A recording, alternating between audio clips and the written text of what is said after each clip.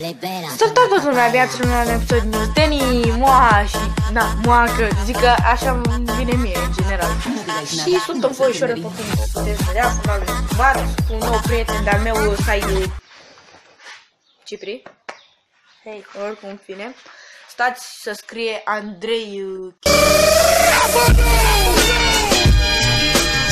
Ok, am asta destul.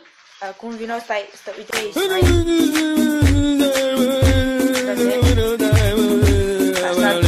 fac și da, suntem foișoară, am vrut să vorbim așa puțin. Am văzut în comentarii că vă plac episoadele care le pun postate cu noul ăsta program de editat. Mie mi-a plăcut mult ăla Marian și cu gafele. Oleu, ce-a fost aia? A apărut ceva pe camera. Sper să nu se întâmple ceva. Dar acum, oricum, în fine, deja s-au dus 55 de secunde. Hai să facem o bătaie scurtă cu puteri magice. Să vedeți că eu chiar n-am puteri magice. Toată lumea, ne-am reîntors și eu să mă bat eu cu Cipri. Tu du-te la locul tău. Hai, hai, sunt gata, hai te văd.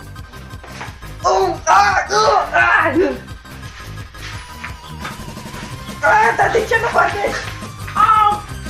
Ha, l-am pus la pământ. Deci eu câștigătorul data trecută m-a bătut mai alt. Oricum, în fine, a fost o bătaie puțin așa, la panoramă. Bă, am scuipat puțin din ea, nu știu dacă se vede, dar oricum, în fine. Îmi vine. Eu am fost de niște...